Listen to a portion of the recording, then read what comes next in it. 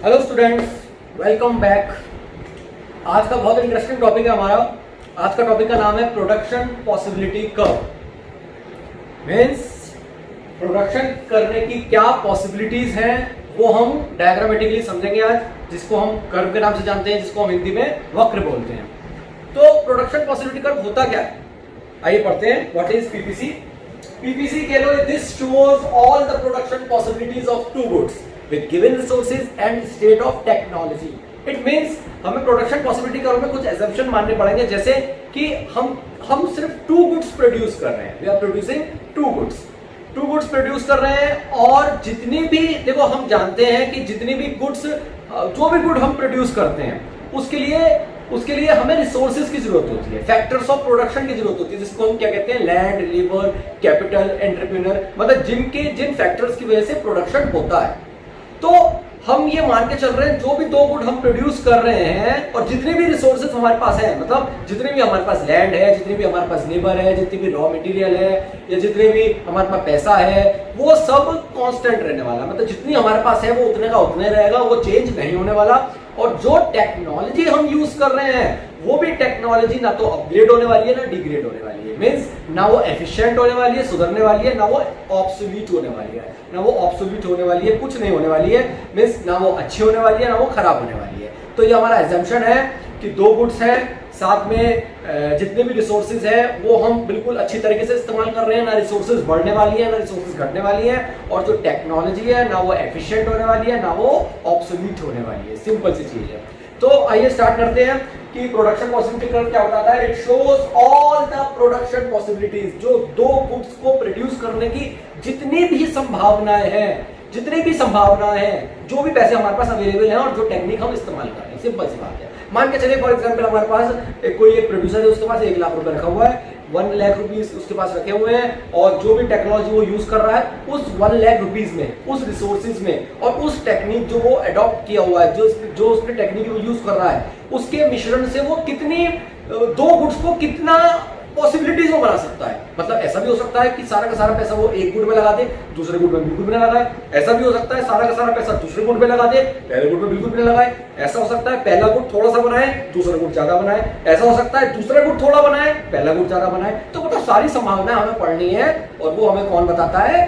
Production possibility curve. इसलिए फिर से डेफिनेशन पढ़ता हूं। Production possibility curve shows all the production possibilities of two good with given resources and state of technology। ये हो गया हमारा, जिससे देखिए मैं सबसे पहले स्केड्यूल मैंने बना रखा है। ये प्रोडक्शन पॉसिबिलिटी कर्व हम यहाँ पे बनाएंगे, पॉइंट टू पॉइंट सामने बनाएंगे। सबसे पहले मैंने स्केड्यूल बना रखा है। आप देख सकते हैं कि हमारे पास मान के चलिए जो भी रिसोर्सेज है, पहला कॉम्बिनेशन क्या बताता है? कॉम्बिनेशन ए क्या बताता है? कॉम्बिनेशन ए ये बताता है कि सारा का सारा हमने पैसा, सारी की सारी रिसोर्सेज हमने किसमें लगा दिए? हमने गुड वाई को प्रोड्यूस करने में लगा दिया। सारा का सारा पैसा हमने गुड वाई को प्रोड्यूस करने में लगा दिया। तो जाहिर सी बात है, जब सारा का सारा रिसोर्सेज, सारा का सारा पैसा हमने गुड वाई को प्रोड्यूस करने में लगा दिया है, तो गुड एक्स क्या बनेगा? गुड एक्स बनेगा 0। सिंपल सी चीज है। अब हमने क्या सोचा? कॉम्बिनेशन बी में क्या सोचा? हमने सोचा कि गुड एक्स को 1 यूनिट प्रोड्यूस की जाए, मतलब गुड एक्स की 1 यूनिट बढ़ाई जाए, क्योंकि पहले वो 0 थी, 1 यूनिट बढ़ेगी तो कितनी हो जाएगी? 1 हो जाएगी, 1 हो जाएगी। सिंपल है। तो जाहिर सी बात है, जब हम गुड एक्स की 1 यूनिट बढ़ाएंगे तो गुड वाई की हमें कम करनी पड़ेगी, क्योंकि रिसोर्सेज हमारे पास क्या है? लिमिटेड है। रिसोर्सेज हमारे पास लिमिटेड है। जैसे मैंने आपको बताया कि उस प्रोड्यूसर के पास 1 लाख रुपए है, तो 1 लाख को या तो वो गुड एक्स के प्रोडक्शन में लगाएगा या गुड वाई के प्रोडक्शन में लगाएगा। अगर उसने सारा पैसा गुड वाई के प्रोडक्शन में लगा लिया और गुड वाई के प्रोडक्शन में 10 यूनिट प्रोड्यूस हुई है, वो तब प्रोड्यूस हुई है जब उसने गुड एक्स बिल्कुल भी प्रोड्यूस नहीं करा। मगर जब वो गुड एक्स प्रोड्यूस करेगा, इसका मतलब क्या है? उस 1 लाख रुपए में से वो कुछ रुपए गुड एक्स को प्रोड्यूस करने में लगाएगा, तो गुड वाई को तो यकीनन कम करना ही पड़ेगा। ऐसा नहीं हो सकता गुड वाई को हम कम ना करें और गुड एक्स को बढ़ाए चले जाएं। क्यों? क्योंकि रिसोर्सेज हमारे पास क्या है? लिमिटेड है। इसी तरीके से गुड एक्स को जब हमने 1 इंक्रीज करा तो गुड वाई को हमने सैक्रिफाइस करा। तो आप यहाँ पे गौर करिएगा बेटा कि जितना हम गुड वाई सैक्रिफाइस कर रहे हैं, मीन्स किसी गुड को पाने के लिए जो गुड हम सैक्रिफाइस करते हैं, वो सैक्रिफाइसिंग रेशियो बेसिकली होता क्या है? वो सैक्रिफाइसिंग होता है अपॉर्चुनिटी कॉस्ट। इकोनॉमिक्स में उसको कहते हैं अपॉर्चुनिटी कॉस्ट। मींस हम गुड एक्स को पाने के लिए गुड वाई कितना खो रहे हैं, कितना सैक्रिफाइस कर रहे हैं, that is our opportunity cost. Opportunity cost का मैं एग्जांपल और आपको बताता हूं। अपॉर्चुनिटी कॉस्ट बेसिकली होती क्या है कि यहां पे मैं आपको लिखता हूं व्हाट इज अपॉर्चुनिटी कॉस्ट। इसको 2 मिनट के लिए होल्ड करते हैं। अपॉर्चुनिटी कॉस्ट, जैसे मैंने आपको बताया कि हमारे पास 2 ऑप्शन है। 2 ऑप्शन में से हमें कोई भी एक बेस्ट ऑप्शन चुनना है, तो हमने बेस्ट ऑप्शन चुन लिया। जो हमने नहीं चुना, जिसको खो के हमने चुना, हमने खोया क्या है, ये खोया है। हम ये भी चुन सकते थे, हमने खोया क्या है, ये खोया है। तो जो हमने खोया है वो हमारी हो गई अपॉर्चुनिटी कॉस्ट, जिसको हम बोलते हैं सेकंड बेस्ट कॉस्ट। या हम एक ऑप्शन और मान लें, फॉर एग्जांपल बहुत सिंपल सा एग्जांपल है कि हम जॉब की सर्च के लिए जा रहे हैं और हमें 3 जगह जॉब ऑफर हुई है। One is for ₹20,000, the second is for ₹15,000 and the third is for ₹10,000। 20,000, 15,000, 10,000 सारे सर्कमस्टेंसेस देख दाख के हमने देखा कि भाई हमें 20,000 वाली जॉब पसंद है, क्योंकि वो ज्यादा हमें पे कर रहा है। तो अब 20,000 वाली अगर ना होती, 20,000 तो हो गई बेस्ट, जिसको हम कहते हैं बेस्ट। सेकंड बेस्ट क्या थी? Second best was 15,000। Second best क्या थी? 15,000। तो अपॉर्चुनिटी कॉस्ट क्या हो गई यहाँ पर? 15,000। और हमने सेलेक्ट कौन सी करी है? 20,000 वाली। कौन सी रिजेक्ट करके? 15,000, क्योंकि 10,000 वाली तो वो तो मतलब मैच में ही नहीं थी, वो तो लड़ाई में ही नहीं थी, क्योंकि वो तीसरा है। तो लड़ाई किसमें थी? पहले दूसरे में। तो जो बेस्ट होती है वो हम चुन लेते हैं, और जो नेक्स्ट बेस्ट होती है वो होती है अपॉर्चुनिटी कॉस्ट। ऐसे ही हम मान के चलिए प्रोडक्शन कर रहे हैं। जो प्रोडक्शन करने में जो हमने जो चीज बढ़ाई है, जिसको बढ़ाने के लिए हम जो चीज खो रहे हैं, क्योंकि खोना जरूरी है। खोना इसलिए जरूरी है क्योंकि हमारे पास पैसे, रिसोर्स क्या है? लिमिटेड है। हमारे पास रिसोर्स लिमिटेड है। एक छोटा सा एग्जांपल मैं आपको देता हूँ। 100 रुपीज हमारे पास है। अगर हम मान के चलिए हमें उसमें दाल भी लेनी है और हमने उसमें सब्जी भी लेनी है, तो 100 रुपीज में हम सोचेंगे भाई दाल भी ले रहे और सब्जी भी ले रहे। अगर हमें दाल की क्वांटिटी बढ़ानी पड़ी तो हमें सब्जी की क्वांटिटी घटानी पड़ेगी, और अगर हमें सब्जी की क्वांटिटी बढ़ानी पड़ी तो हमें दाल की क्वांटिटी भी घटानी पड़ेगी। तो इसका मतलब क्या हो गया? क्योंकि वी हैव ओनली 100 रुपीज, तो क्योंकि हमारे पास लिमिटेड रिसोर्स है, इसी वजह से एक गुड को बढ़ाने के लिए दूसरा गुड घटाना ही पड़ेगा। तो कितना घटाना है? That is opportunity cost. तो यहाँ पे अपॉर्चुनिटी कॉस्ट कितना हो गई? 1। अब गुड एक्स को द्वारा हमने सोचा 1 यूनिट और बढ़ाई जाए, गुड एक्स की 1 यूनिट और बढ़ाई जाए। जब मैं गुड एक्स की 1 यूनिट और बढ़ा रहा हूं, तो गुड वाई को मैंने अब की बार सेक्रीफाइस करा है 2 मैंने खोया। ये मैंने नहीं खोया, ये मुझे नुकसान हुआ है 2 का, ये मुझे 2 का नुकसान हुआ है। अब आप ढंग से सोचिएगा, जब यहाँ पर मैंने 2 खोए हैं तो यहाँ अपॉर्चुनिटी कॉस्ट कितना है? यहाँ अपॉर्चुनिटी कॉस्ट है 2। पहले वाले में कितना था? 1, और अब कितना है? 2। इट मींस ये जो है यहाँ पे ये हो गया अपॉर्चुनिटी कॉस्ट 1, और यहाँ पर कितना हो गया? 2। अब जब हमने सोचा कि मैं गुड एक्स की 1 यूनिट और इंक्रीज करूं, गुड एक्स की 1 यूनिट और इंक्रीज करूं, तो जाहिर बात है गुड वाई को फिर घटाना पड़ेगा। अब की बार जो मैं घटाऊंगा, या अब की बार जो मुझे नुकसान होगा, ये बोलना चाहिए, अब की बार जो मुझे नुकसान होगा वो बेसिकली कितने का होगा? आप देख सकते हैं वो हो रहा है 3 का। इट मींस अपॉर्चुनिटी कॉस्ट पहले 1 थी, फिर 2 हो गई, और अब 3 हो गई।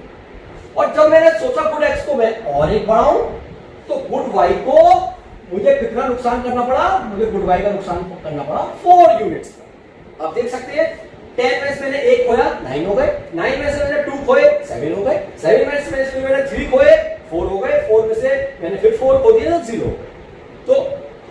तो हम देख सकते हैं कि to get same unit of good X, to get same unit of good X, we are sacrificing more and more units of good y। तो इसका मतलब क्या हो गया? अपॉर्चुनिटी कॉस्ट क्या है? यहाँ पे बढ़ रही है, और इसी को हम कहते हैं law of increasing opportunity cost, जो प्रोडक्शन पॉसिबिलिटी कर्व का मेन बेसिक फंडा है। सिंपल सी बात है, जब law of increasing opportunity cost बनेगा तभी हम देखेंगे कि प्रोडक्शन पॉसिबिलिटी कर्व हमारा कॉनकेव शेप लेगा, जैसे अभी हम बनाएंगे आपके सामने। बहुत बच्चों को बेटा कंफ्यूजन होती है, बहुत बच्चे डाउट में रहते हैं। इवन जब मैं भी पढ़ता था, मैं भी बहुत डाउट में था, बहुत समय तक मैं डाउट में था कि ये अपॉर्चुनिटी कॉस्ट हमें बाकी सारे कंसेप्ट बुक में बहुत अच्छे तरीके से दे रखे होते हैं, मगर ये कंसेप्ट डिटेल में नहीं दे रखा होता कि ये जो अपॉर्चुनिटी कॉस्ट है ये बढ़ती क्यों, मतलब ऐसा क्यों होता है कि एक गुड को बढ़ाने के लिए दूसरा गुड पहले जो हम खो रहे हैं वो पहले कम खो रहे हैं, फिर ज्यादा खो रहे हैं। मतलब हमें जो नुकसान हो रहा है वो पहले कम हो रहा है, फिर ज्यादा हो रहा है, फिर और ज्यादा हो रहा है, फिर ये और ज्यादा हो रहा है। ये इसलिए नहीं बताया जाता क्योंकि थोड़ा सा, क्योंकि इसमें हल्का सा डीप थिंकिंग की जरूरत है। हम सोचते हैं कि इकोनॉमिक्स का फर्स्ट सेकंड चैप्टर ही अगर बच्चों को इतना सोचने के लिए मजबूर कर देगा तो हो सकता है बच्चा कॉमर्स साइड की जगह आ जाए साइंस साइड में दोबारा से, भैया कॉमर्स तो साइंस से भी टफ है। तो इसलिए मेरा साफ मानना यह है कि इसलिए बच्चों को थोड़ा सा डिटेल में नहीं बताया जाता, बच्चा सिर्फ इस कंसेप्ट को याद कर लेते हैं। बट मेरा कंसेप्ट यह है कि बच्चा रट्टाफिकेशन नहीं करना चाहिए, बच्चों को समझना चाहिए। मैंने थोड़ा टाइम लगाया, सोचा कि कौन सा एग्जाम्पल दूं बच्चों के लिए समझाने के लिए कि अपॉर्चुनिटी कॉस्ट इंक्रीज क्यों होती है। अब हम ऐसे भी तो कर सकते थे, गुड एक्स को एक एक एक एक बढ़ाने के लिए गुड वाई को एक एक घटा सकते थे, ऐसा भी तो कर सकते थे। ये हमारे हाथ में नहीं है, ये एक कंसेप्ट है, ये कंसेप्ट प्रैक्टिकली प्रूव है। कैसे है ये मैं आपको एग्जांपल बताऊंगा इसी वीडियो में, बट जल्दी से उससे पहले जल्दी से डायग्राम बना लेते हैं। ये वाला डायग्राम वाला पार्ट खत्म हो जाएगा, फिर मैं आपको डिटेल में बताऊंगा कि ये अपॉर्चुनिटी कॉस्ट हमारी इंक्रीज क्यों हो रही है, ये जिसको हम बोलते हैं law of increasing opportunity cost. सबसे पहले हम आइए डायग्राम बना लेते हैं। हम देखते हैं जैसे गुड एक्स हमारा 0 1 2 3 4, उस हिसाब से मैंने गुड एक्स को मैंने एक्स एक्सिस पे ले रखा है और गुड वाई को मैंने 2 2 के गैप पे, हम 3 3 का गैप भी ले सकते हैं, मगर 2 2 का गैप लेंगे थोड़ा सा ज्यादा अच्छा तरीके से बन पाएगा यहाँ पर, क्योंकि मैक्सिमम 10 तक ही है। तो अब हम जल्दी से स्टार्ट करते हैं। देख सकते हैं कॉम्बिनेशन ए क्या कहता है कि 0 गुड एक्स है और गुड वाई कितना है 10। तो गुड एक्स हमारा 0 यहाँ पे हो गया, गुड वाई 10 हो गया, तो पॉइंट का आ गया, यहाँ पे आ गया पॉइंट। कॉम्बिनेशन बी क्या कह रहा है, good X is 1 unit and good Y is 9 unit. 1 हमारा यहां पर आ गया और 9 हमारा यहां पर आ गया। आप देख सकते हैं जहां पर ये दोनों टच करेंगे पॉइंट हमारा यहां पर। देखो बहुत सिंपल है, जो बच्चे नए हैं वो आसानी से देख सकते हैं कैसे पॉइंट्स बनाकर हम डायग्राम बनाते हैं। फिर आते हैं, स्टार्ट करते हैं combination C. Good X is 2 and good Y is 7। Good X is 2 and good Y is 7, point हमारा यहां पर आ गया। ये हो गया combination C. Now combination D क्या कहता है, good X is 3 and good Y is 4 units. Good X is 3 and good Y is 4 units, point हमारा यहां पर आ गया। फिर आता है कॉम्बिनेशन ई। कॉम्बिनेशन ई क्या कहता है, good X is 4 units and good Y is 0। तो good X is 4 and good Y is 0, तो पॉइंट हमारा आ गया यहां, क्योंकि गुड वाई का 0 यहां पर होगा और गुड एक्स का 4 यहां पर होगा। अब हम देखेंगे, ये हमने पॉइंट हमने यहां मिलाया, आप देख सकते हैं कौन सा शेप लिया है इसने, ये कॉनकेव शेप ले रहा है। कॉनकेव शेप, इस कर्व को ही बोलते हैं प्रोडक्शन पॉसिबिलिटी कर्व। ये जितने भी इसके कॉम्बिनेशंस है, ये वाला ये वाला ये वाला ये वाला ये वाला, या इनके बीच वाला भी, ये वाला भी ये वाला भी, ये कॉम्बिनेशंस क्या बता रहा है, ये कॉम्बिनेशंस ये बता रहा है कि कितना हम गुड एक्स को प्रोड्यूस कर रहे हैं, कितना हम गुड वाई को प्रोड्यूस कर रहे हैं, कितना गुड एक्स प्रोड्यूस हो रहा है और कितना गुड वाई प्रोड्यूस हो रहा है। तो इसके आधार पर हम देख सकते हैं कि ये कॉनकेव शेप क्यों लिया है, ये कारण क्या है कॉनकेव शेप लेने का। सिर्फ इसका एक ही कारण है, that is law of increasing opportunity cost. जैसे मैंने अभी बताया था, यहां पर मैं लिख सकता हूं law of increasing opportunity cost. This is law of increasing opportunity cost, हम देख सकते हैं यहां पर। और अब आई होप आपको स्केड्यूल भी समझ में आ गया, डायग्राम भी समझ में आ गया, बहुत ही इजी है। बट एक कंसेप्ट है जो अभी हमारा रह रहा है, ये आपको समझाना कि ढंग से समझिएगा जरा, कि जब हम गुड एक्स की एक एक यूनिट को ज्यादा प्रोड्यूस करते हैं तो गुड वाई को हमें पहले कम नुकसान होता है, फिर ज्यादा नुकसान होता है, फिर ज्यादा नुकसान होता है। ऐसा क्यों होता है? सबसे पहले समझिए कि, फिर से समझाता हूं अपॉर्चुनिटी कॉस्ट होती क्या है। जैसे मान के चलिए मेरा कोई बिजनेस है, मेरा कोचिंग सेंटर है, मान के चलिए। जब मेरा कोचिंग सेंटर है तो कोचिंग सेंटर में मैं कॉमर्स की कोचिंग करवाता हूँ। वहाँ कॉमर्स की कोचिंग में करवाता हूँ, तो वहाँ पर अकाउंट्स का अलग टीचर है, इकोनॉमिक्स का अलग टीचर है, बिजनेस का अलग टीचर है, मैथ्स का अलग टीचर है अगर मैथ्स है उसके पास तो, और इंग्लिश का अलग टीचर है। फॉर एग्जाम्पल 5 सब्जेक्ट हम मान लेते हैं, वो सबके टीचर अलग अलग है कोचिंग सेंटर। अब मैंने एक अलग कोचिंग सेंटर भी खोल लिया, दूसरा कोचिंग सेंटर भी खोल लिया, तो इसका मतलब क्या, मेरे कितने बिजनेस हो गए, एक कोचिंग सेंटर पहले खोल रहा है, दूसरा कोचिंग सेंटर फिर से मैंने खोला। अब मैंने क्या करा, मैंने जिस कोचिंग सेंटर में जो मैं पहला कोचिंग सेंटर रन कर रहा था, ढंग से समझिएगा, वहां 5 टीचर थे मेरे, 5 टीचर। वो पांचों टीचर अपने सब्जेक्ट में स्पेशलाइज थे। इकोनॉमिक्स वाला इकोनॉमिक्स पढ़ा रहा था, अकाउंट्स वाला अकाउंट्स पढ़ा रहा था, बीएसटी वाला बीएसटी पढ़ा रहा था, इंग्लिश वाला इंग्लिश पढ़ा रहा था और मैथ्स वाला मैथ्स पढ़ा रहा था। अब मैंने क्या सोचा, मैंने एक टीचर वहां से निकाल लिया, मान के चलिए इंग्लिश वाला टीचर मैंने वहां से निकाल लिया। और मैंने दूसरे कोचिंग सेंटर में डाल लिया कि यहाँ पे तो अभी नया कोचिंग सेंटर है, एक ही टीचर काफी है, जो भी आएगा वो टीचर उसको पढ़ा देगा। ठीक है, अब आप खुद सोचिए, जब ये है कोचिंग सेंटर पुराना वाला, ये है कोचिंग सेंटर नया वाला, ढंग से समझिएगा।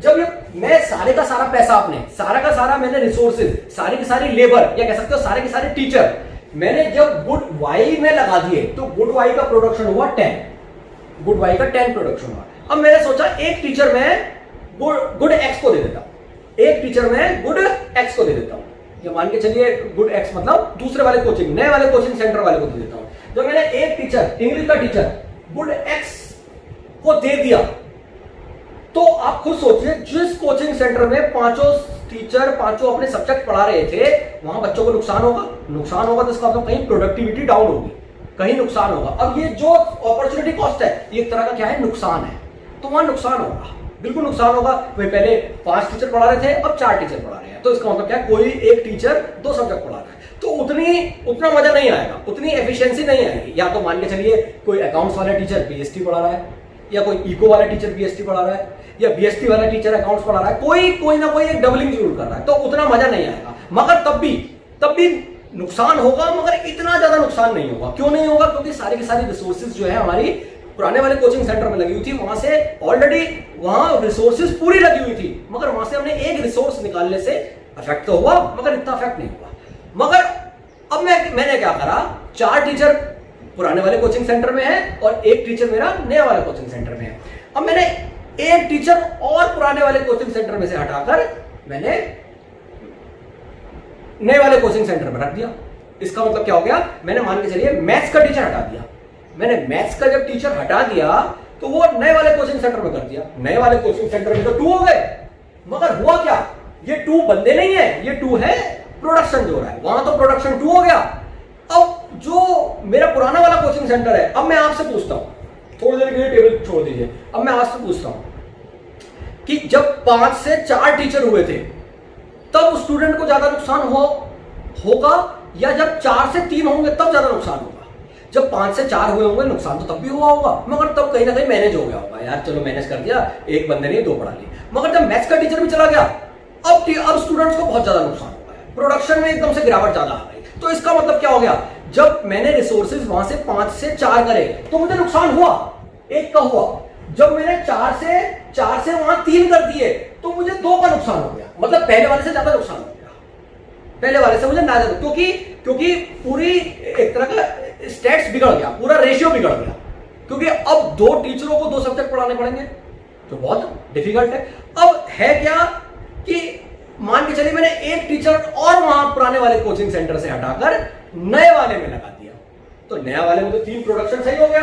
अब पुराने वाले में अब आप खुद सोचिए, 3 टीचर 5 सब्जेक्ट पढ़ाना और 2 टीचर 5 सब्जेक्ट पढ़ाना, ये और भी डिफिकल्ट फंडा है। तो इसका मतलब क्या हो गया, अब बच्चे को पहले से भी ज्यादा नुकसान हुआ है, मतलब बच्चे को तब से भी ज्यादा नुकसान हुआ है जब 5 से 4 हुए थे, 4 से 3 हुए थे। अब 3 से जब 2 टीचर हो गए तब बच्चे को और भी ज्यादा नुकसान होगा। मतलब मैं कहना क्या चाह रहा हूं, मैं कहना ये चाह रहा हूं, जब वो 5 से 4 करेगा बच्चे को नुकसान होगा, जब वो 4 से 3 करेगा पहले वाले से ज्यादा नुकसान होगा, जब 3 से 2 करेगा और ज्यादा नुकसान होगा, 2 से 1 करेगा तो और भी ज्यादा नुकसान होगा। मतलब ये नुकसान वाला जो रेशियो है ये बढ़ता चला जाएगा। उसका कारण क्या है, उसका कारण ये, जब हम लार्ज स्केल प्रोडक्शन करते हैं, जब हम प्रोडक्शन बहुत ज्यादा करते हैं, जहां प्रोडक्शन हम बहुत ज्यादा कर रहे थे, तो हो क्या रहा था, उसमें से एक आध लेबर निकालने से नुकसान थोड़ा सा होता है। जैसे हमने लेबर और निकाला, नुकसान हमें दिखाई देने लगा, हमने एक और लेबर निकाला, नुकसान और ज्यादा बढ़ने लगा, हमने एक आध लेबर और निकाला तो नुकसान और ज्यादा बढ़ने लगा। जैसे मान के चलिए, एक मैं और एग्जाम्पल आपको बताता हूँ, कोई दुकान है, किसी दुकान में बहुत अच्छा काम है उसका, इलेक्ट्रॉनिक्स की दुकान है फॉर एग्जाम्पल, 10 सेल्समैन है, उसने एक सेल्समैन को दूसरी शॉप पे भेज दिया, तो कहीं ना कहीं सेल अफेक्ट होगी, मगर इतनी नहीं होगी, क्योंकि 9 है 10 है, ज्यादा फर्क नहीं है। जब मैं दूसरा करूंगा तो पहले वाले से और ज्यादा नुकसान लेके जाएगा जो दूसरा वाला लेके जाएगा, जब मैं तीसरा करूंगा वो दूसरे वाले से और ज्यादा नुकसान लेके जाएगा। मतलब सेल्स में जब मैं 10 से 9 सेल्समैन करूंगा तब नुकसान थोड़ा सा होगा, 9 से मैं 8 सेल्समैन करूंगा तो नुकसान थोड़ा सा बड़ा हो जाएगा, 8 से मैं 7 सेल्समैन करूंगा तो नुकसान और ज्यादा बड़ा हो जाएगा। इट मींस जहां पुराना काम है, जहां प्रोडक्शन ऑलरेडी ज्यादा हो रहा है, वहां शुरुआत में झटका बड़ा धीरा लगता है, फिर धीरे धीरे झटका बड़ा लगता रहता है, जब क्योंकि उसका प्रोडक्शन नीचे होता रहता है। तो जो फायदे हमें लार्ज स्केल प्रोडक्शन में मिल रहे होते हैं वो अब स्मॉल स्केल प्रोडक्शन में नहीं मिल रहे होते। इसी वजह से जब हम प्रोडक्शन ज्यादा कर रहे होते हैं तो हमें नुकसान शुरुआत में कम होता है, फिर जैसे जैसे प्रोडक्शन और कम हो गया तो नुकसान हमें पहले से ज्यादा हुआ, फिर प्रोडक्शन और कम हो गया नुकसान हमें और ज्यादा हुआ, फिर प्रोडक्शन और कम हो गया तो नुकसान हमें बहुत ज्यादा हुआ। यही वो कारण होते हैं जिसकी वजह से अपॉर्चुनिटी कॉस्ट इंक्रीज करती है। इसी वजह से यहां पे आया है law of increasing opportunity cost, और यही वो कारण है जिसकी वजह से प्रोडक्शन पॉसिबिलिटी कर्व कॉनकेव बनता है। अब आपका काम क्या है, जल्दी से आप इसको स्केड्यूल को समझिए, इसको डायग्राम को पॉइंट टू पॉइंट बनाइए, देखिए आपका कॉनकेव शेप आता है नहीं आता है, कोई मिस्टेक तो आप नहीं कर रहे हैं, कोई आपको डाउट होता है, कोई प्रॉब्लम होता है, बेझिझक आप उससे पूछ सकते हैं। आपको एग्जाम्पल समझ में नहीं आया हो कमेंट बॉक्स में लिख सकते हैं, और डायरेक्ट मैसेज भी कर सकते हैं, कॉल भी कर सकते हैं। आई होप आप खुद देखिए, ये एग्जाम्पल मैंने खुद अपना बनाया हुआ है, आप खुद अपना बना सकते हैं। आप खुद सोचिए, कोई भी दो जगह आप चुन लीजिए जहां प्रोडक्शन ज्यादा हो रहा हो और दूसरा जहां प्रोडक्शन की शुरुआत हो रही हो।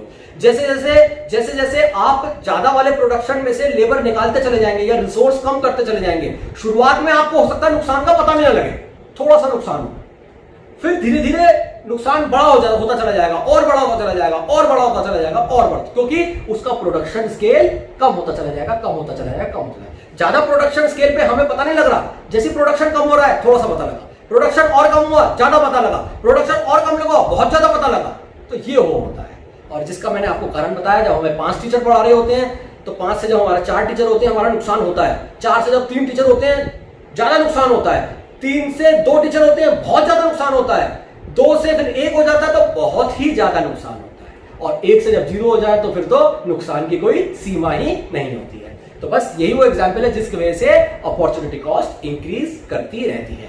आई होप आपको कंसेप्ट थोड़ा सा समझ में आया होगा। यही कंसेप्ट है किसके पीछे, इसके पीछे, जिसको हम कहते हैं law of increasing opportunity cost. I hope आपको वीडियो पसंद आई होगी और जो कंसेप्ट है वो कुछ क्लियर हुए होंगे कि क्यों इंक्रीजिंग अपॉर्चुनिटी कॉस्ट होती है। जल्दी से इसको बना लीजिए, क्योंकि ये स्केड्यूल बनाना और ये डायग्राम बनाना बिल्कुल भी डिफिकल्ट नहीं है। बस थोड़ा सा जो 19-20 जो डिफिकल्टी वाली बात है वो यही समझना है कि अपॉर्चुनिटी कॉस्ट इंक्रीज क्यों होती है। आज के लिए इतना ही है, कोई डाउट हो कमेंट बॉक्स में लिख सकते हैं, और पसंद आए तो वीडियो को लाइक करना बिल्कुल मत भूलिएगा। आज के लिए इतना ही है, थैंक यू।